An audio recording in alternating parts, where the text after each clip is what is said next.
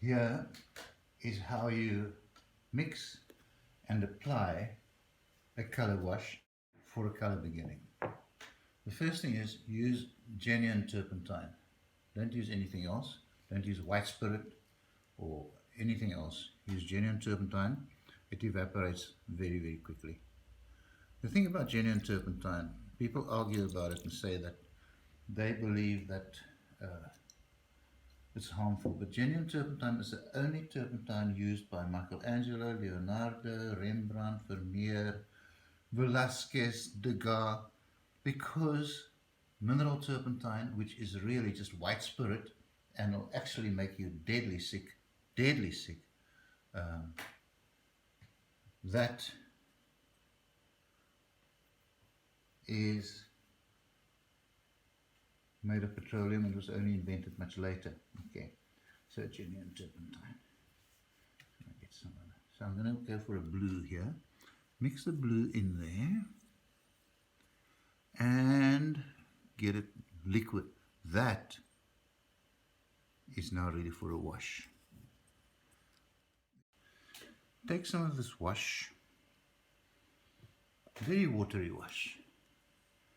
Take some of it on your brush and apply it.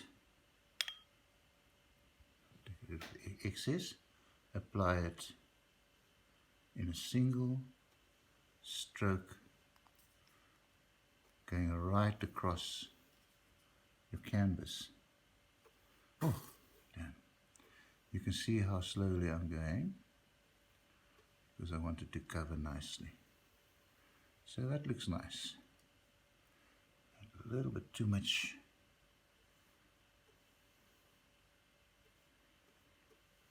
Too much liquid on the brush here. That doesn't matter. What I'll do now, I'll apply extra liquid here, extra wash here, and extra wash here. This will all trickle down. That's normal. This canvas is tilted at about 10 degrees, so it's not vertical. You can do it vertical as well. If you have it vertical, the big difference will be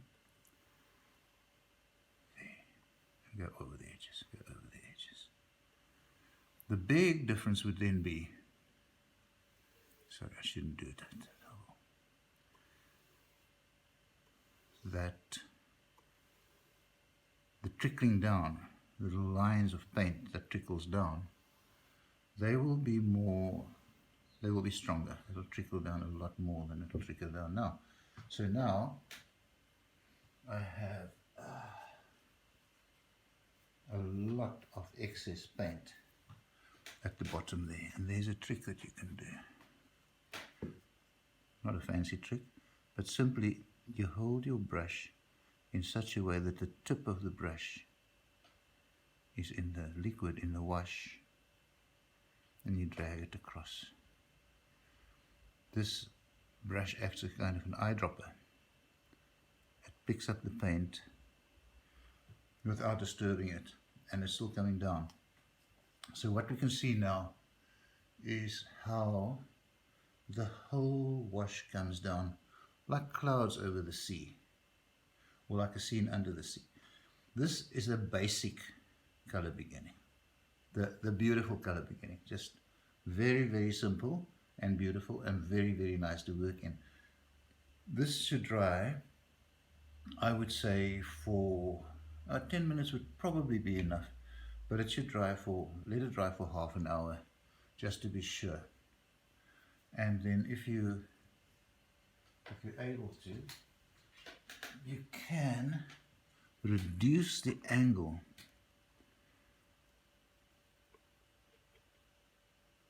of the palette. Reduce the angle a little bit like that, so it trickles down even slower. Now we leave it alone, and then once it's dried, we can start on the second stage. This is a basic one. What we'll do after this is we'll do an advanced color beginning, the way that Turner might have done it. That already is a bit advanced because those are just accidents. Accidents are fantastic, an accident there.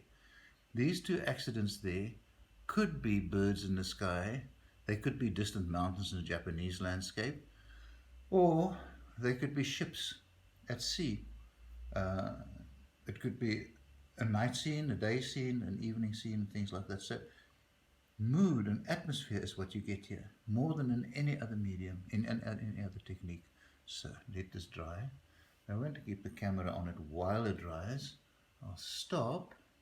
Ryno invented this method because he was a watercolorist and he knew the beauty of watercolor and that the way that this kind of color beginning can show through subsequent layers of paint in what is called a palimpsest.